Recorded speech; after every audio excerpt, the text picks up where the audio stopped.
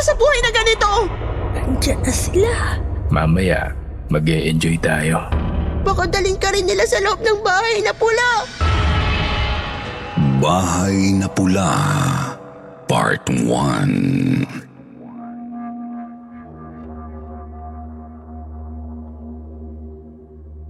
Isang mapagpalang gabi po sa inyo, Sir Jupiter, at sa lahat ng tagapakinig, tagatangkilik, at subscribers ng Sityo Bangungot.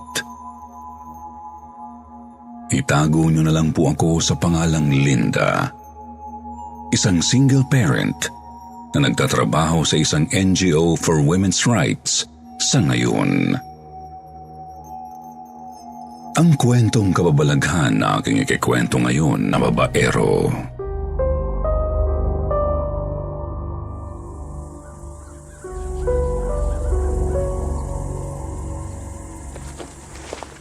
Linda!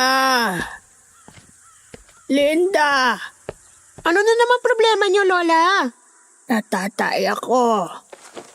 Dalhin mo nga ako sa banyo. Punyeta naman, Lola. Yan lang ang banyo. Buhatin niyo yung puwet niyo. Tumupo kayo dun sa inidoro. Di naman kayo baldado. Ang lakas-lakas niyo pa. Kumain na ba ako? Nagsasaing na nga ako para makakain kayo. Ni-istorbo niyo ako eh. Kakain na ako. Anong ulam? Tuyo at kamatis. Tuyo. Nasa na yung burong talangka na ginawa ng nanang ko? Nababaliw na yata talaga kayo, Lola eh. Matagal nang patay ang nanang niyo. Patay. Pinatay mo na ba yung sinaing mo? May sunog na. Ilabas mo yung burong talangka at kakain ako. Walang burong talangka. Magtiis muna kayo sa tuyo. Gusto ko ng adobong manok ni Tatang. Huwag na kayo mapili sa ulam. Wala tayong pambili ng manok. Wala pang padalang nanay ko mula Japan. Tumain na ba ako, Linda? Anak na! Ano ba talaga, Lola? Tatay ba kayo o kakain? Matutulog na ako. Gisingin mo ako pagdating ng tatay mo, ha? Hindi na babalik yon. Babalik ang anak ko. Pupunta kami sa bahay ng nanang at tatang ko sa Pampanga. Sumama na sa ibang babae yung magaling yung anak. Kaya yung magaling kong ina, nanlalalaki na rin. Nagputa na sa Japan. Puta ba ang nanay mo, Linda?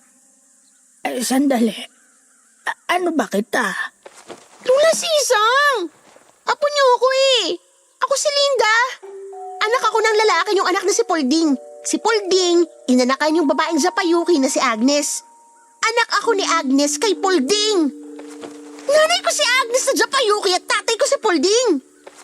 At dahil anak ako ni Polding, apo ninyo ako. Naiintindihan niyo na ba? Wala kang respeto. Kababae mong tao, pasigal kang sumagot sa matanda. Bakit kanyang ka magsalita? Ano bang pangalan mo? Paulit-ulit na lang tayo ng usapan, Lola eh. Anong ginagawa mo sa pamamahay ko? Kasabot ka siguro ng mga Hapon, ano? Lumayas ka! Lumayas ka rito! Aray! Sumusobra na kayo, matanda kayo ah. Isa pang sampal niyo sa akin, ikukulong ko kayo sa banyo. Ikukulong! Oo. Itatali ko yung mga kamay at paa niyo at ikukulong ko kayo sa banyo. Pero panakot ko lang yun sa Lola Sisang ko sa tuwing nananakit siya at nagwawala. At sa tuwing tinatakot ko siya na ikukulong ko siya sa banyo, ay humahagulgul siya sa takot. Umiiyak na parang bata. Lumuluhod at humahalik sa lupa sa pagmamakaawa.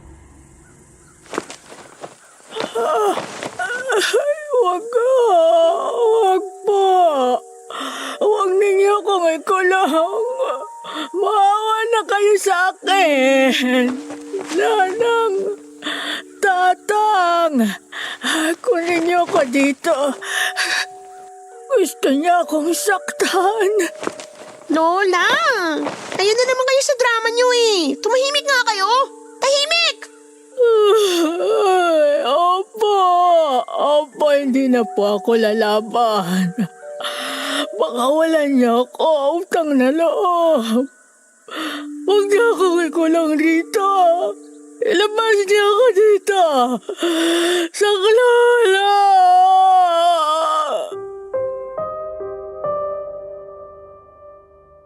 Sabi ng tatay ko, may sayad raw sa utak si Lola Sisang simula sa pagkadalaga nito. Hindi raw makausap ng matino ang Lola Sisang ko noong bata-bata pa siya. Palagi siyang takot at bigla na lang raw umiiyak.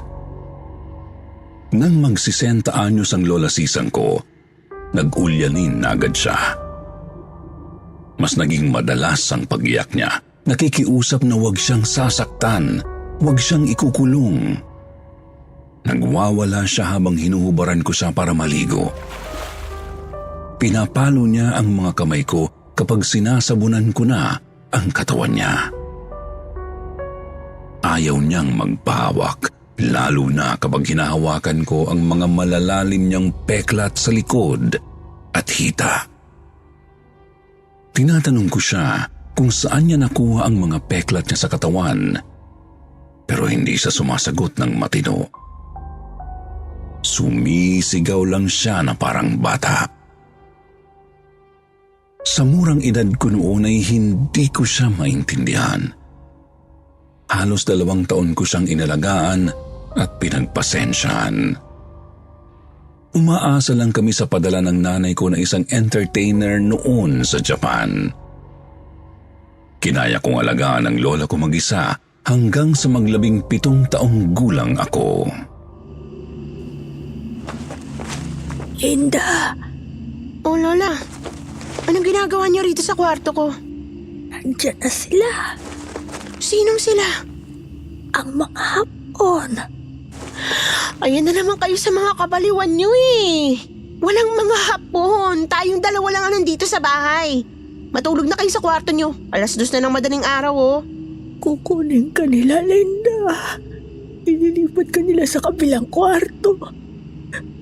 Tulad ng ginawa nila kay Belen.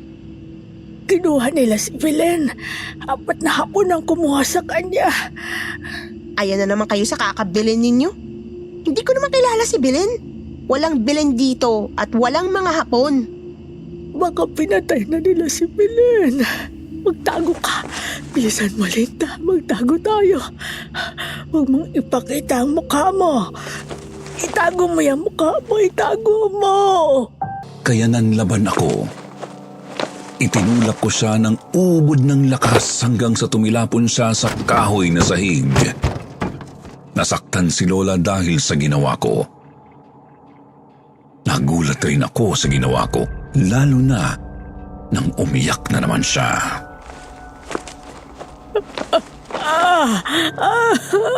Aray! Gusto lang kitang ipagtanggol. Gusto mo bang dakpin ang mga hapon? Papatayin ka nila. Papatayin ka ng mga hapon kapag hindi ka nagtago. Tingnan mo ang ginawa nila kay Belen. Pinagsamantalahan nila si Belen. Binaboy nilang kaibigan ko. Mga hayop na mga hapon na yan. Walang hapon, Lola! Wala! Lalo nang walang Belen dito. Hanggang kailan ba ako magtitiis sa kapaliwan ninyo? Ayoko na! Ayoko na sa buhay na ganito. Bahala na kayo sa buhay ninyo. Tama nga si tatay, baliw kayo. Baliw na matanda! Bag ko na may lamang ilang piraso ng damit at perang padala ng nanay ko mula sa Japan. Nagpalaboy-laboy ako sa kalsada ng Maynila hanggang sa... Miss, kanina ka pa paikot-ikot dito sa ermita. May hinahanap ka ba? Naghahanap ako na matutulugan ngayong gabi eh. Gusto mo bang sumama sa akin? Saan bang punta mo? Papunta ako ng Bulacan eh. Ikaw, saan ba trip mo? Kahit saan. Basta makalayo lang sa lola ko. Tara, sama ka sa akin. Road trip tayo. Ano bang pangalan mo? Jimin, ikaw. Linda. Dahil desperadong makalayo sa lola ko, sumama ako sa isang lalaking maputi at singkit ang mga mata. Maskulado siya kahit na hindi ganun kalapad ang pangangatawan niya. Mukha siyang sundalo sa suot niyang kaki na pantalon at jacket. Isinakay niya ako sa kotse niyang sedan na kulay pula.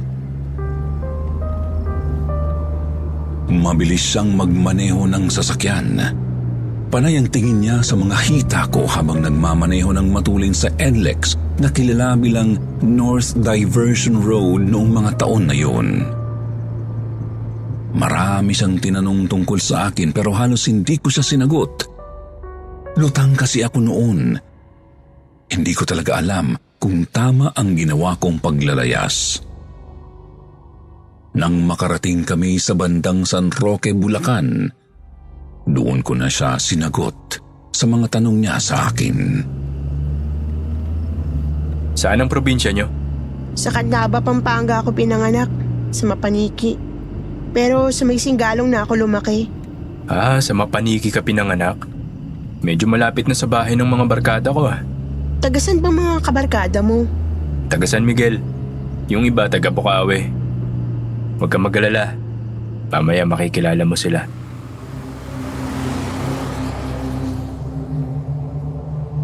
Napakamot ako sa ulo, Sir Jupiter. Kinabahan ako sa sinabing yun ng estranghero na sinamahan ko. Lalo na nang hawakan niya ako sa hita. Naka-miniskirt na maong kasi ako noon at midriff na loose shirt. Kaya kita ang tiyan at strap ng bra ko sa tuwing itinataas ko ang aking mga braso. Easy ka lang. Mamaya, mag-e-enjoy tayo. Yung kamay mo, alisin mo sa hita ko. Saan ba tayo pupunta nito? Secret muna. May surprise ako para sa'yo. Nang makarating kami sa San Ildefonso, Bulacan, may napansin akong kakaibang amoy sa paligid.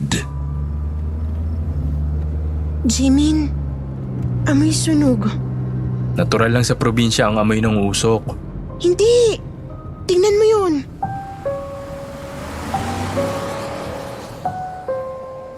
Kitang-kita ko, Sir Jupiter, ang makapal na itim na usok na bumubulusok sa langit na parang nanggaling sa sumabog na bulkan.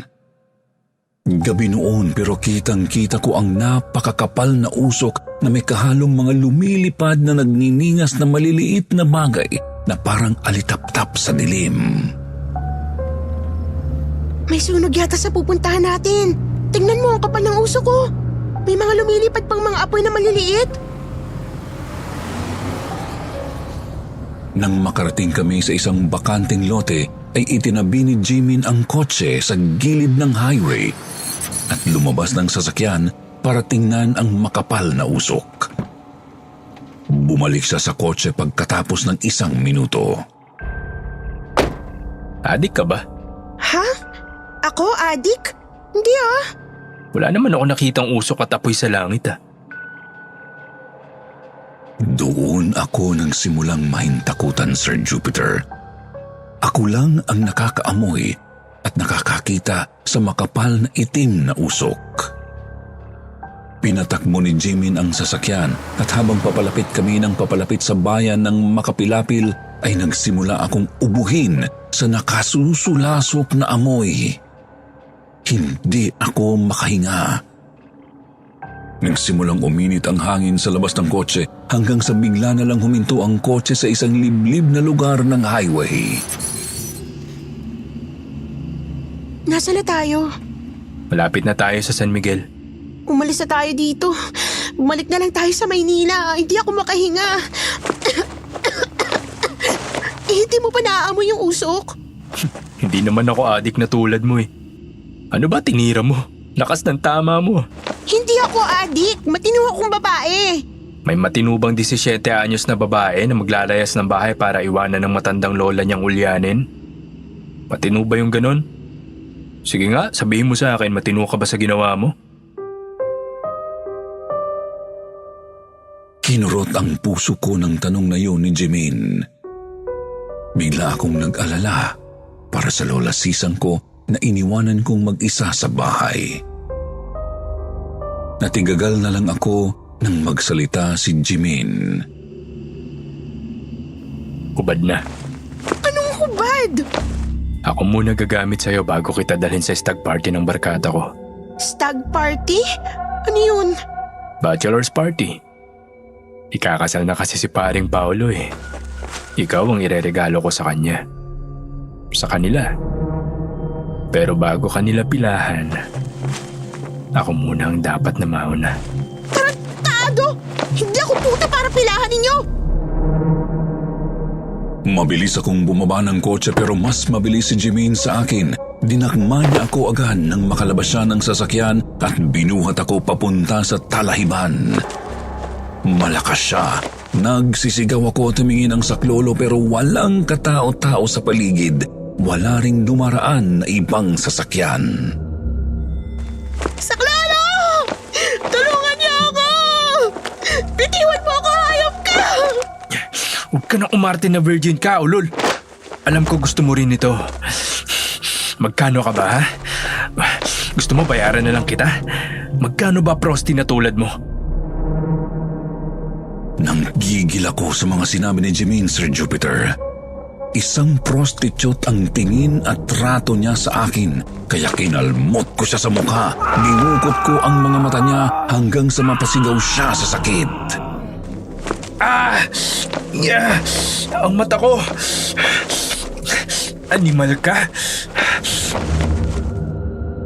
Nagpumiglas ako at nakawala sa mga bisig ni Jimene.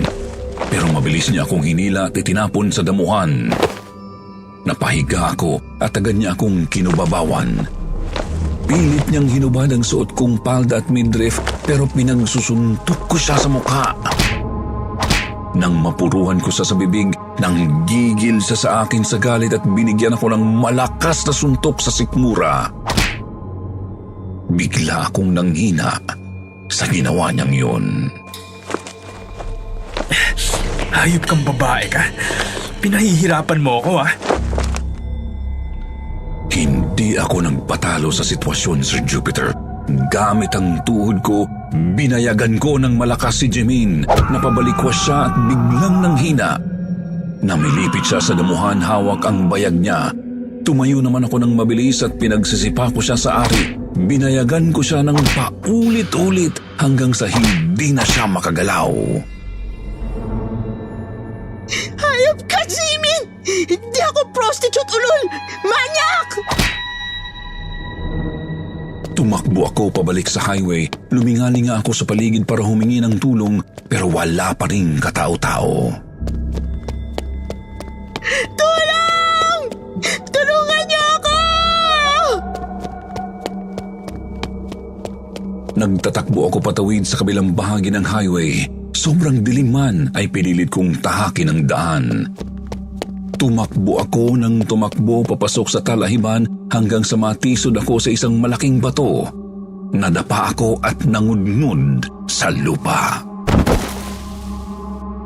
Bigla akong natigilan, Sir Jupiter, nang makarinig ako ng mga panaghoy, mga palaw at hagulgul, mga iyak ng mga babae. Takot man ay unti-unti kong inangat ang ulo ko at napaluhod ako bigla nang makita ko ang hindi mabilang na kababaihan na nakapilang naglalakad bit-bit at pasan-pasan ang mabibigat na sako-sakong kagamitan. Lahat sila papunta sa loob ng isang bahay na pula. Walang katabing ibang bahay ang bahay Kastila na nakita ko. Pulang-pula sa paningin ko ang buong bahay. Mas mapula pa sa kulay ng dugo. Doon sa bahay na pula ay isa-isang pumasok ang mga babaeng nag-iiyakan. Bakit niyo pinatay ang tatay ko? Bakit niyo ginapos sa poste at pinutulan ng mga kamay? Bakit niyo kami pinarurusahan ng ganito? Gutom na ako. Hindi ko na kayang maglakad. Bigyan niyo kami ng maiinom, utang na loob. Kahapon pa kami naglalakad. Umabag kayo sa mga anak kong babae. Huwag niyo silang sasaktan. Sinunog ninyong mga tahanan namin. Kinamkam ninyo lahat ng mga pagmamayari namin. Pinaslang niyo pa ang aking asawa. Wala kayong awa. Wala kayong Diyos! Doon ko napansin ang malaking apoy sa hindi kalayuan. Makapal ang usok na itim na binubuga ng mainit na apoy na tanaw ko mula sa kinalalagyan ko. Nasusunog ang lahat ng bagay sa lugar na pinanggalingan nila. Para akong nasa isang bangungot ng mga oras na yun. Parang isang lumang pelikula ang tumambad sa aking mga mata. Bigla akong nakaramdam ng awa sa mga kababaihang nag-iiyakan. Gusto kong gumising mula sa bangungot na yun, pero hindi ako nananaginip, Sir Jupiter. Hindi bangungot ang nasaksihan ko. Tinignan kong mabuti ang bawat babaeng pagod na pagod sa pagbubuhat ng mga sako. Marurumi ang kanilang kasuotan at iba ang estilo nito. Gula-gulanit ang barot saya at bestida ng iba. Nakaputing kamison ang mga matatanda na nakabelo ng maruming tela. May mga batang babae na umiiyak habang sugatan ng mga paa. Halos walang sapatos o tsinelas na suot silang lahat. Lahat sila napapaligiran ng mga sundalong Hapon. Mga matatapang na Hapon na may bitbit na mga bayoneta at iba't ibang uri ng baril. Hindi ko maintindihan ang mga sinisigaw nila habang tinatadyakan ang ibang mga babaeng nadarapa. Bigla kong naalala ang lolasisan ko. Ang takot, galit at trauma niya sa mga Hapon. Sinubukan kong tumayo, ngunit may dalagitang mukhang 14 anyos ang itsura ang humila sa akin pababa. Wag! Huwag ka magpapakita sa mga Hapon. Dito lang tayo. Kailangan nating magtago. Sino ka? At anong nangyayari? Pinasok nilang mga kabahayan namin at pinagkukuha ang mga kagamitan namin. Sinong gumawa nun? Ang mga Hapon. Hindi mo ba sila nakikita? Masdan mo sila. Malulupit sila. Dinakip nila ang lahat ng mga kalalakihan sa probinsya namin. Lumaban ang kuya ko pero tinadyakan siya sa sikmura. Dinala silang lahat sa loob ng pare. Mga Hapon, baka dalhin ka rin nila sa loob ng bahay na pula. Sandali lamang, hanapin ko lang ang kaibigan ko. Sisang! Sisang, nasan ka? Sisang! Kinilabutan ako sa isinigaw na pangalan ng dalagitang nakausap ko. Napatayo ako at biglang nagulantang ng... Akala mo matatakasan mo ako, ah? Napalingon ako sa likuran ko at binulaga ako ni Jimin. Galit na galit itong sinikmuraan ako ng paulit-ulit. Pinagsusuntok niya ako hanggang sa matumba ako sa lupa. Sumigaw ako at humingi ng saklolo habang gumagapang, pero laking hilakbot ko nang mawala sa paningin ko ang apoy sa di kalayuan.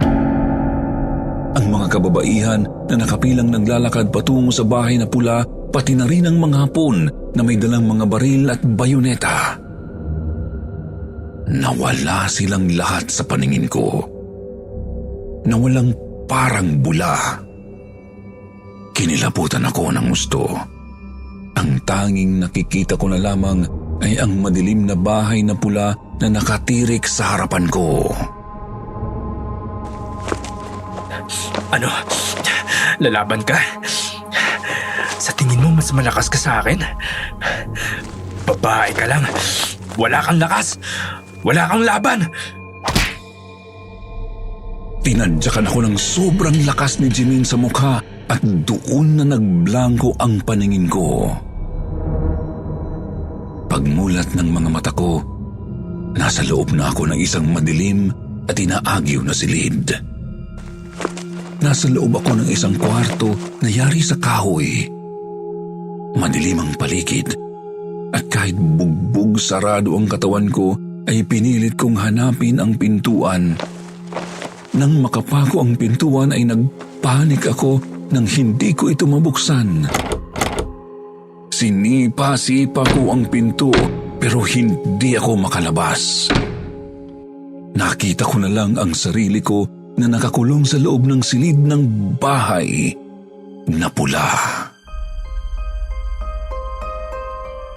Sa susunod na pagkakataon ay tatapusin ko ang kakilakilabot at kahindik-hindik kong karanasan sa loob ng bahay na pula na matatagpuan sa San Ildefonso, Bulacan. Naniniwala ako, Sir Jupiter, na ang kwento kong ito ay magmumulat ng mga kaisipan at kamalayan ng maraming mga Pilipino, lalo na ng mga kalalakihang mapang-abuso sa kababaihan. Ang kwento kong ito ay para sa mga kababaihang naging biktima ng mga Hapones noong panahon ng World War II sa Pilipinas. Kung ano ang susunod na nangyari sa akin sa loob ng bahay na pula, ipagpapatuloy ko po sa huling bahagi ng aking personal na kwento. Hanggang dito na lamang muna at maraming salamat, Sir Jupiter. Magandang gabi sa inyong lahat.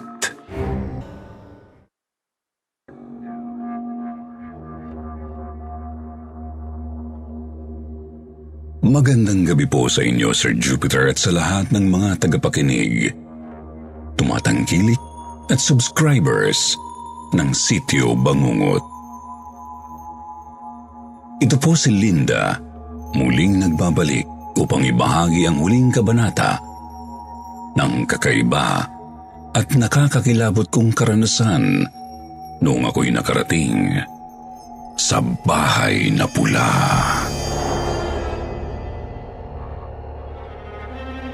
Matapos kong magtatakbo para humingi ng saklolo mula sa panghahalay ni Jimin, ay nakainkwentro ko ang isang dalagita. Ikinwento niya sa akin ang pinagdaanan niyang hirap sa ilalim ng pananakot ng mga Hapon noong panahon ng gyera. Tila isang bangungot ang lahat para sa akin noon, Sir Jupiter, dahil habang nagkikwento sa akin ang dalagita, ay kitang-kita ko ang daan-daang kababaihan na nakapila, bitbit ang mga mabibigat na kargada, papasok sa loob ng bahay na pula. Nang tumakbo papalayo ang dalagita ay kinalabutan ako nang marinig ko ang pangalan ng kaibigan niyang kanyang hinahanap.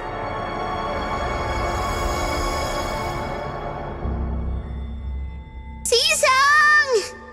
Sisang! Sisang, nasan ka?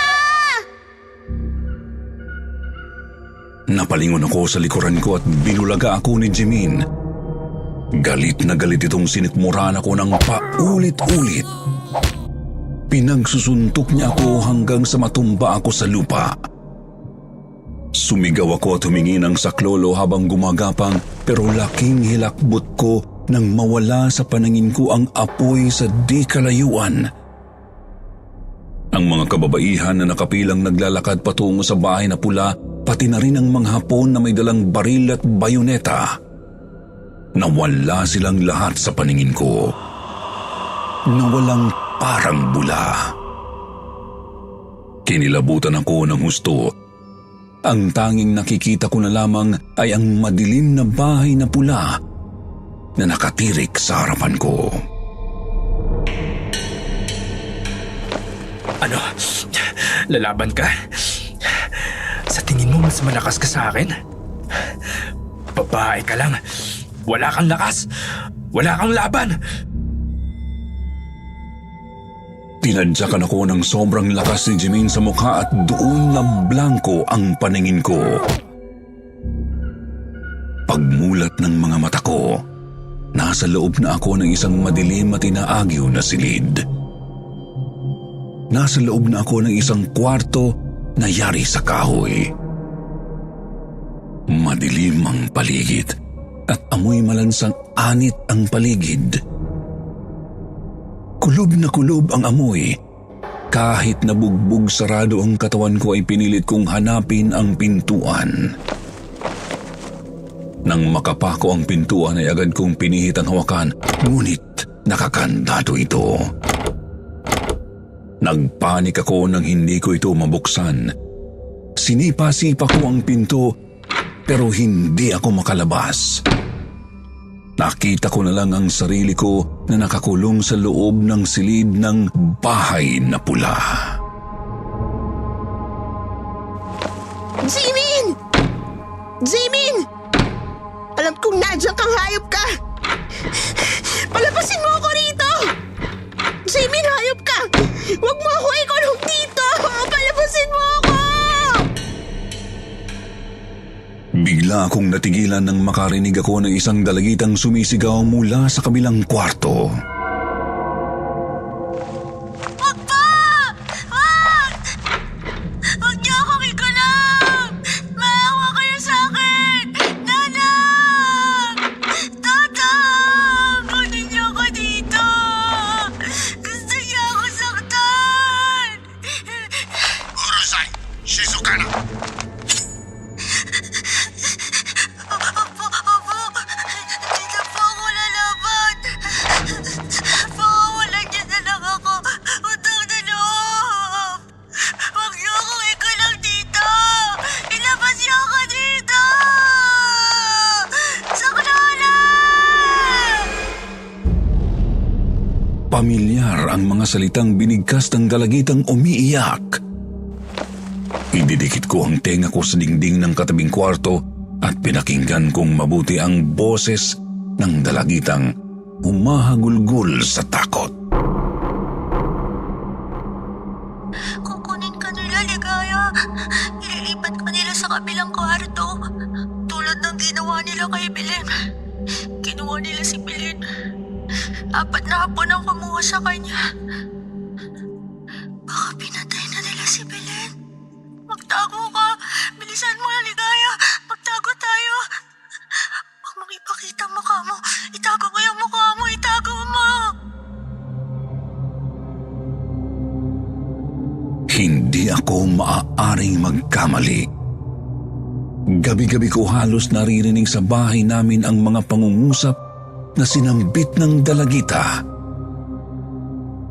Isang tao lang ang nagsasabi ng ganoon.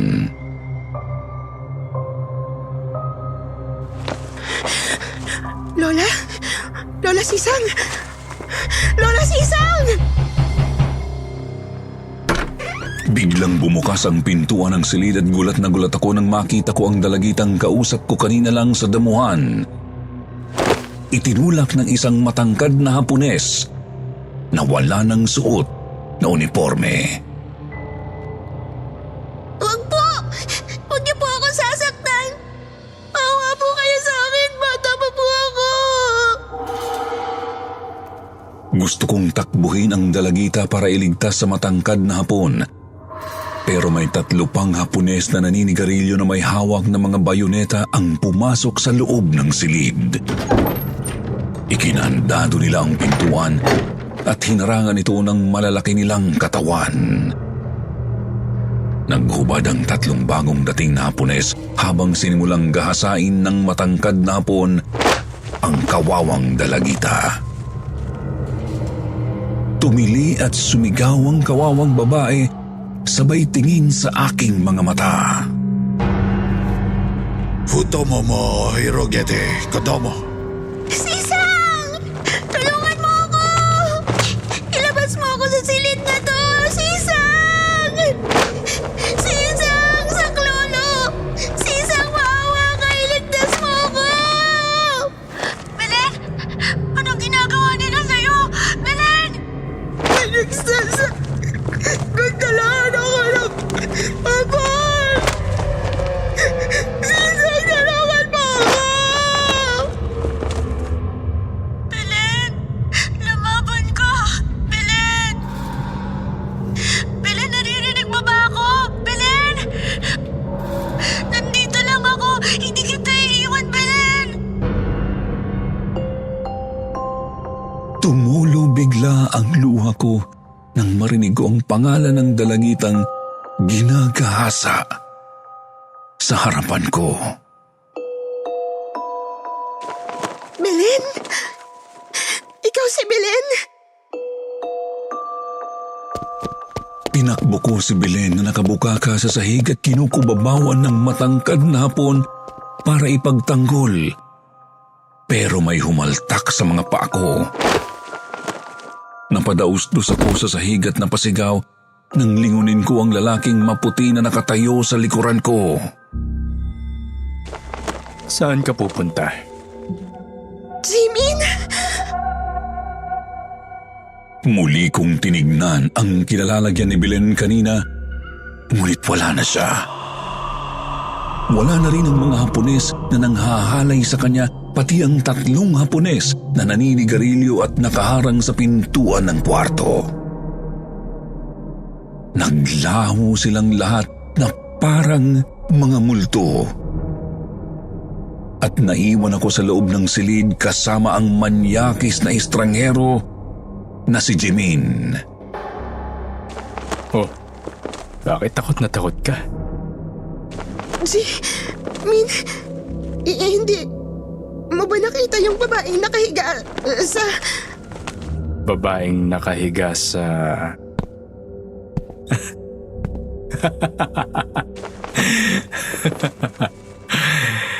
Sa tingin mo maniniwala ako sa kwento nila tungkol sa bahay na to? Napahalukip-kip ako ng mga tuhod ko sa sahig habang kausap si Jimin sa loob ng silid. Anong kwento? Na marami raw nagpapakita at nagpaparamdam ng multo sa bahay na to? Sino nagkwento sa'yo niyan? Yung mga nakapasok na dito sa bahay na pula. Kesyo, may mga babae raw silang nakikitang umiiyak sa dilim. Pero kapag nilapitan mo, wala raw mukha. May mga kwento pa nga mga matatanda na may mga sumisigaw raw dito sa tuwing hating gabi. Mga babaeng humihingi ng tulong. At ang pinaka nakakatakot sa lahat, yung babaeng pugot ang ulo. Pugot ang ulo? Oo. Kaya halika na. Sumama ka na sa akin sa kabilang kwarto kung ayaw mong pugutan kita ng ulo. Ari, Jimin! Sandali! Masakit! Saan mo ko dadalhin? Hinang-hina na ang katawan ko noon. Wala akong nagawa kundi ang magpatangay sa malakas na hatak ni Jimin. Kinaladkad niya ako papalabas ng silid at doon ko nakita ang ibang parte ng second floor sa bahay na pula na kinalalagyan ko. Maraming mga silid na nakahilera. Medyo marupok na ang sahig, pero buong-buo pa ang kahoy na hagdanan. Binuksan ni Jimin ang isang silid sa bandang dulo at inihagis ako sa loob. Napadapa ako sa sahig ng maagyaw na kwarto. Nagsimulang maghubad ng damit si Jimin. Tumumpad sa akin ang maskulado niyang katawan. Umatras ako at niyakap ko ang sarili habang nakasandal sa dingding ng kwarto. Pinahirapan mo kung hayop ka. Ngayon tignan natin kung makatakas ka pa. Jimin, nakikiusap ako. Huwag mong gawin sa akin to. Gusto kong umiyak para magmakaawa na huwag niya akong pagsasamantalahan. Pero pinigilan ko ang mga luha ko. Kahit nang hihina na, tinipon ko ang lakas ko para lumaban.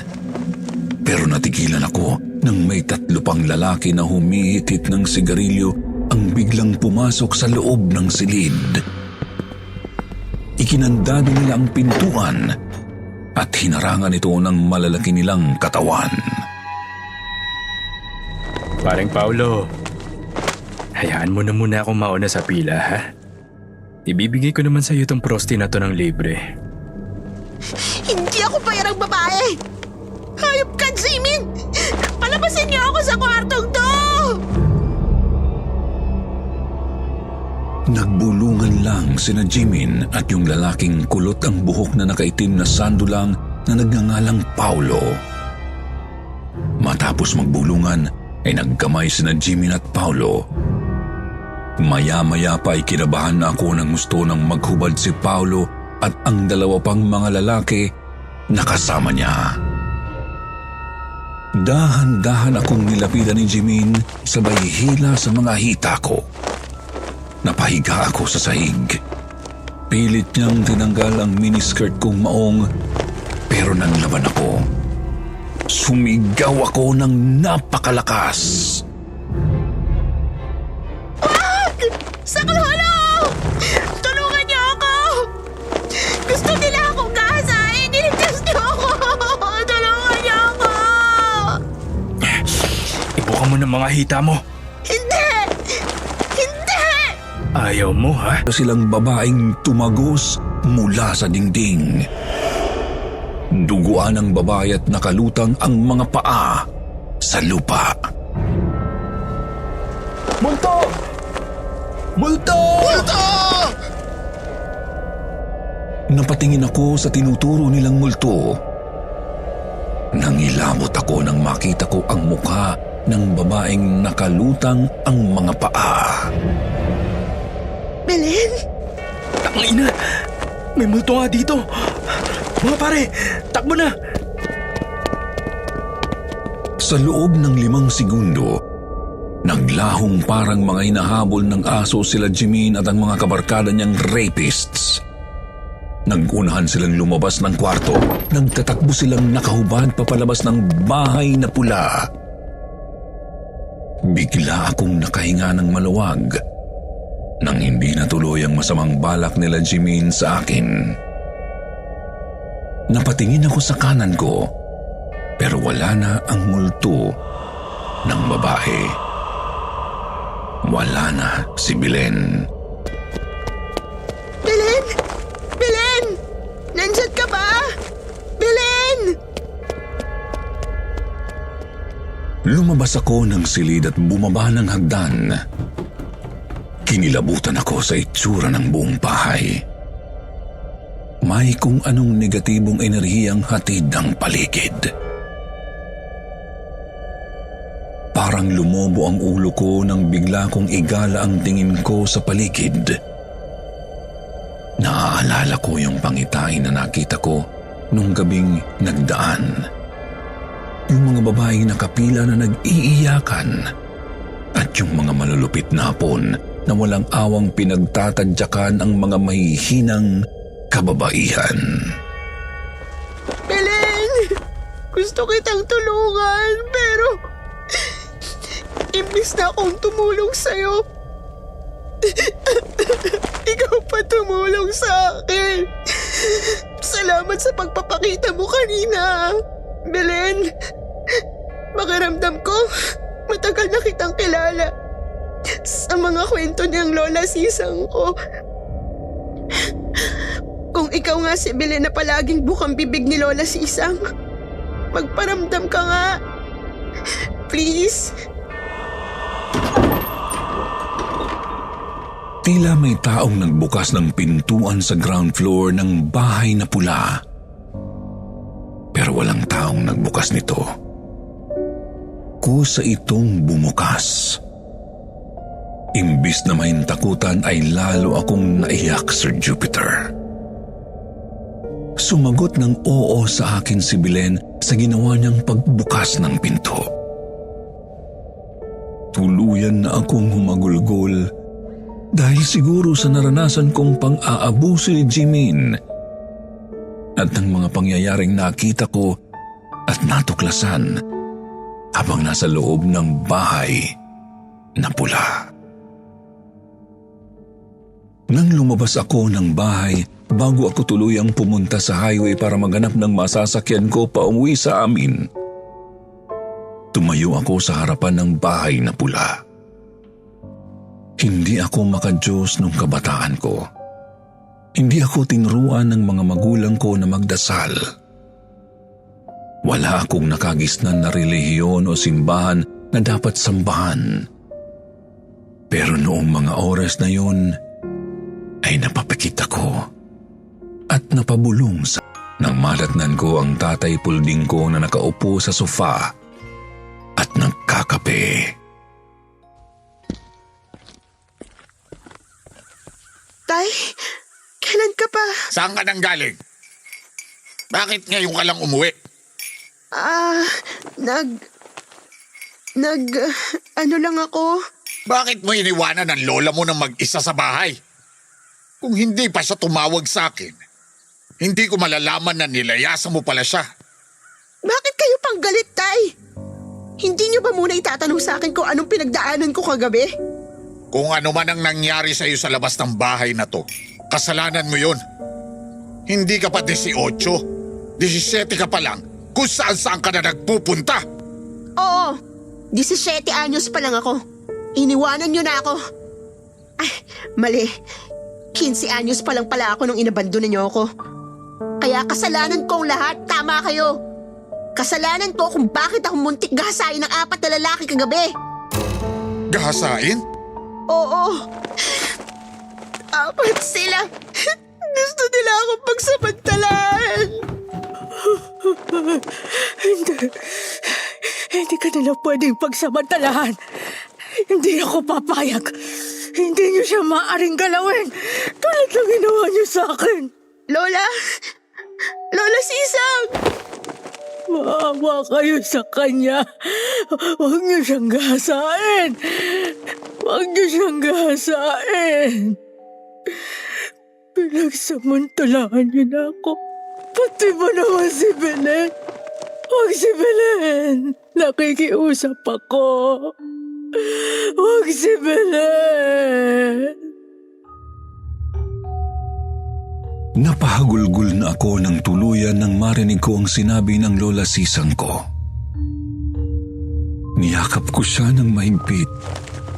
Hinalikan ko siya sa noo at pinatahan na parang anak ko. Tana, Lola, okay na po ako. Hindi na nila ako mapagsasamantalahan. Hindi ka na rin nila sasaktan. Hindi ako papayag, Lola, na abusuhin ka nila ulit. Talaga? Opo, Lola. Sumpaman. Hindi mo ko iiwanan. Sinusumpa ko, Lola. Hindi ko na kayo iiwan. Magmula ngayon, hindi ko na kayo pababayaan. Salamat, apo ko. Salamat, bumalik ka. Salamat sa Diyos at ligtas ka. Belen, halika, bilis. Ipapakilala kita sa apo ko. Nay, ayan na naman kayo. Sinabi nang huwag kayong makikipag-usap sa mga patay. Sino-sino tinatawag nyo dyan sa itaas? Matagal nang patay si Belen na best friend nyo, di ba? Si Polding ang patay, hindi si Belen. Ha? Kailan pa ako namatay? Belen, nakauwi na ang apo ko. Oo, nandito na si Linda. Sabihin mo kay Ligaya mamaya, magpapaparte tayo. Gusto mo yon, hindi ba, Belen? Sigurado po ako magugustuhan yun ni Belen, Lola. Belen! Nandito na ako sa bahay. Tama si Lola Sisang. Magpa-party tayo mamaya, Belen. Sige, Linda. Sakyan mo ang kabaliwan ng lola mo para sa mental na damputin yan bukas. Hindi baliw si Lola. Noong makilala niya ang tatay ko, hindi pa ganyang kabaliw yung Lola Sisang mo. Pero nung makilala niya yung ibang comfort women dun sa isang pulong na ginawa sa Pampanga, Comfort women? yun ang sabi sa akin ng tatay ko. Dati raw comfort women yan lola mo nung panahon ng Hapon. Ilang beses daw ni-rape yan kaya nagkatama sa utak. Nabaliw. Biruin mo, ginahasa yan ng ilang lalaki. Bakit parang kayo pang nandidiri sa tono ng pananalita ninyo, Tay? Alam niyo bang pakiramdam ng ma-rape? Halika na, Lola. Akit na tayo sa taas. Iwanan na natin tong anak niyong magaling. Yun na ang huli naming pagkikitang mag-ama. Lumipas ang panahon at umuwi sa Pilipinas ang nanay Agnes ko. Ikinuwento ko sa nanay ko ang pinagdaanan ko sa bahay na pula. Doon niya lang ipinagtapat sa akin ang ikinuwentong istorya sa kanya ng tatay Pulding ko tungkol sa pagiging comfort woman ng lola ko noong panahon ng hapon. Hindi na muling nagbalik sa Japan ang nanay ko. Dahil sa ginawang pang-aabuso sa kanya ng isang yakuza, ipinagpasya ng nanay ko na dito na tuluyang manirahan sa Pilipinas. Sa tulong ng nanay ko ay lumipat kami sa isang mas malaki at magandang bahay sa Quezon City. Pinagtapos niya ako ng pag-aaral habang inaalagaan niya ang lola sisang ko. Nagtapos ako ng AB Political Science sa University of Santo Tomas. Nang makagraduate sa kolehiyo, ay nag-apply akong staff sa isang NGO for women's rights. Doon sa NGO na pinasok ko, ay namulat ako sa mga grupo ng kababaihan na naghahanap ng hustisya laban sa pang-aabuso ng kalalakihan. Noong taong 1996, ay umuwi ang lola sisan ko sa probinsya namin sa Mapaniki, Pampanga. At noong sumunod na taon, ay naging kasapi siya ng Malaya Lolas.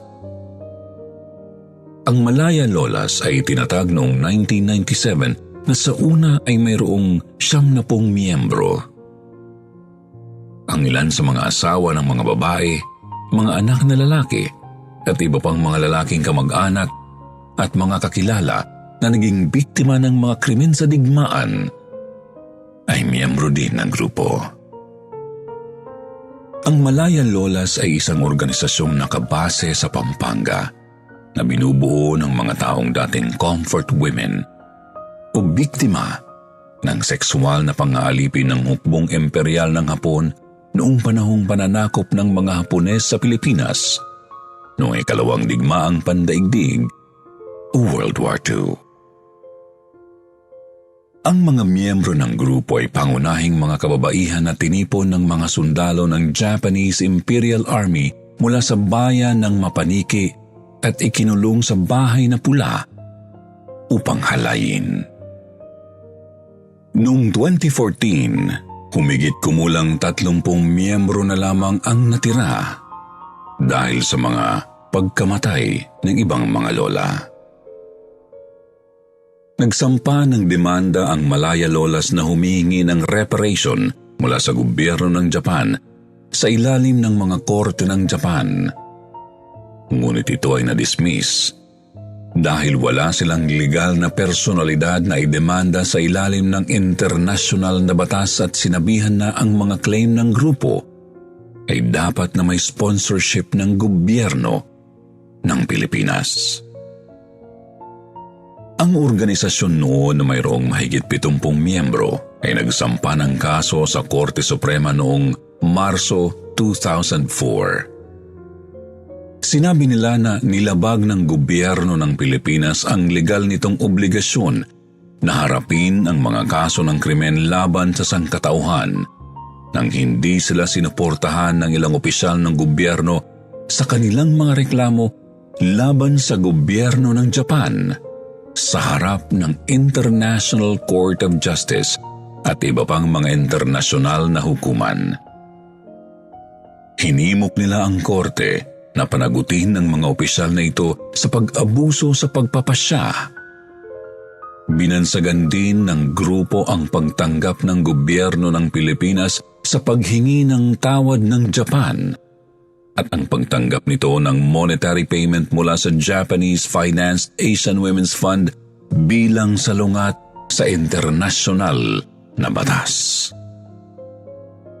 Nagpasya ang korte na i-dismiss ang kaso noong 2010 at isang motion for reconsideration ang inihain ng legal team ng grupo. Muling pinagtibay ng korte ang desisyon nito noong 2014. Ikinatwiran nito na ang kaso ay isang diplomatikong usapin at dapat hawakan ng executive branch. Noong June 12, 2020, pumanaw na po ang aking lola Sisang sa sakit ng COVID-19. Tulad ng ibang mga comfort women na kasapi sa Malaya Lolas, umaasang mabibigyan ng hustisya ang kanilang kaso bago mamatay ang lola ko.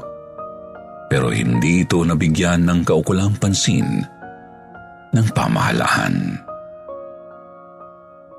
Sana'y matigil na ang panghahalay at pang-aabuso sa kababaihan sa buong mundo. Sana ay magkamit ng kapayapaan ang lahat ng biktima ng panggagahasa tulad ng mga sinapit ng comfort women ng Mapaniki, Pampanga. Ito po ang dalangin ko sa Diyos. Hanggang dito na lamang po, Sir Jupiter. Isang mapagpalang gabi sa inyong lahat.